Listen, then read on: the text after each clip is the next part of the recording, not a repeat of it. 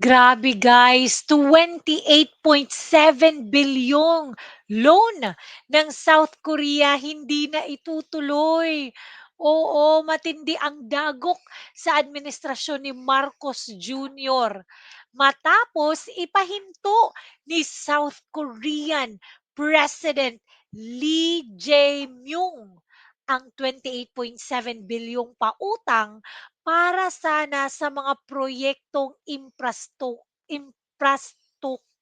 paano ba 'yan? Imprastruktura sa Pilipinas. So, sa Facebook post ni Lee, malinaw ang dahilan, substandard project with potential for corruption. Grabe guys, alam na talaga ng ibang ibang mga bansa guys na grabe yung corruption dito sa Pilipinas. Ang sabi dito, ang proyekto mababang kalidad at may potensyal para sa korupsyon ay agad na ipahinto. So ayon po kay Lee Jae-myung, ayon sa kanya mahalaga ang hakbang na ito dahil prevented the unnecessary waste of staggering 700 billion won in taxpayer money and prevented the risk of corruption and mismanagement. Correct. So napigilan ang hindi kinakailangang pag-aaksaya ng napakalaking 700 billion won mula sa buwis ng mamamayan at naagapan ang panganib ng korupsyon at mismanagement. O, 'di ba?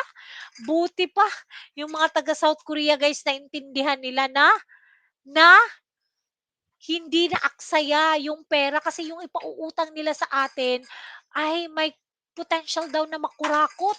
So hindi na lang nila tinuloy kasi kawawa yung Pilipinas na nagbabayad ng buwis ng mga Pilipino. Buti pa sila 'no, may awa sa mga Pilipino samantalang yung gobyerno natin walang awa sa atin guys.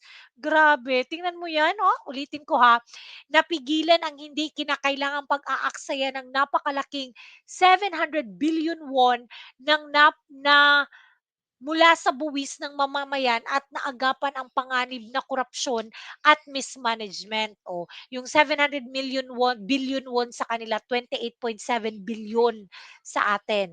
So, ang proyekto ay nakapaloob sa Economic Development Cooperation Fund or EDCF ng Siol at layong magtayo ng humigit kumulang 350 modular bridges sa kanayunan sa ilalim ng programang inanunsyo ni Marcos Jr. Ngunit ayon sa ulat ng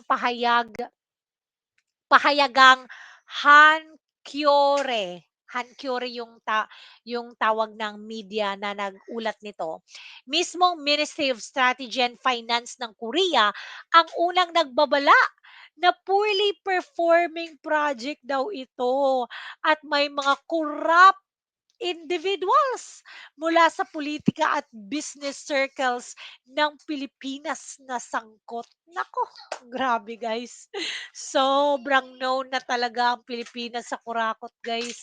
Grabe, malala 'to. Eto pa guys, wala siyang tiwala sa administrasyon ni Marcos Jr. kasi imagine mo yun, sinabi niyang fraudulent business daw. O sabi niya, agarang ipinahinto ni South Korean President Lee Jae-myung ang, 28.7 bilyong infrastructure loan para sa Pilipinas dahil umano sa pangambang malulustay lamang sa katiwalian ng pera ng kanyang mamamayan. Sa kanyang Facebook post, direkta niyang tinukoy ang proyekto bilang isang fraudulent business. It has been ordered to immediately stop proceedings for the business in question that has been identified as a fraudulent business. Yan, yung sabi niya sa Facebook post niya. Nakakabit ito sa mga isyung kinakaharap ng administrasyon Marcos Jr. kaugnay ng mga maanomalyang flood control projects. Layunin sana ng nasabing loan ang pagtatayo ng, yun na nga, yung sinabi ko kanina, 350 modular bridges sa iba't ibang probinsya. Bahagi ng flagship program ni Marcos Jr. Pero sad to say, kahit ni isa, walang flagship program, walang flagship project si BBM dahil sa kanyang cousin nga buwaya na playing safe din, na siya mismo ang nag-mark safe. Manood kayo sa previous na video ko sa interview niya, parang hindi siya makapaniwala na nasangkot yung pangalan ng pinsan niyang, ewan ko na lang talaga. Giit ni Lee, sabi ng presidente ng Korea, maswerte na hindi natuloy ang proyekto, kaya hindi nasayang ang pondo ng South Korea. The most fortunate thing is that the business has not yet been completed. So business expenses have not been spent. Yun na nga. Pero ewan ko lang kung kasama ba 'to sa yung sinasabi ni Marcoleta na nagbabayad pa rin tayo ng ano yun, commission fee or ewan ko ba anong tawag dun. O kasi loan kasi 'to guys, eh, tapos alam niyo yung para sa mga flagship programs ni BBM pero hinati-hati. Yun nga sabi ni ano 'di ba, Isidro Ungab na chinap-chap yung flagship program, chinap-chap, ginawang maliliit na mga insertions at dun nila yun nakurakot. So tayo, bayad-bayad tayo ng tax, sila naman bayad-bayad ng utang, samantalang ang mga buwaya nasa bulsa na nila pala guys, yung pera natin. Kaya naku guys, magtrabaho tayo ng more pa talaga para sila'y lalong yumaman.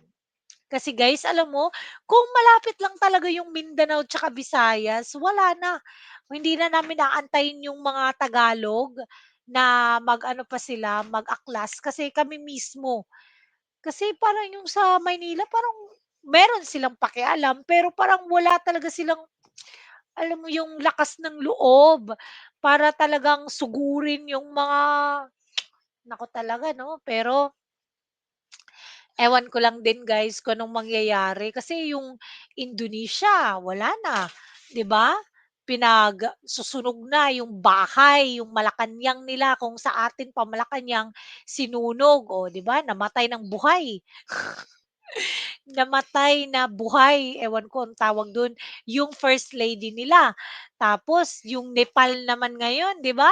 Ginugulpi yung finance minister nila na kung sa atin pa si Ralph Recto, o ginulpi sa kalsada.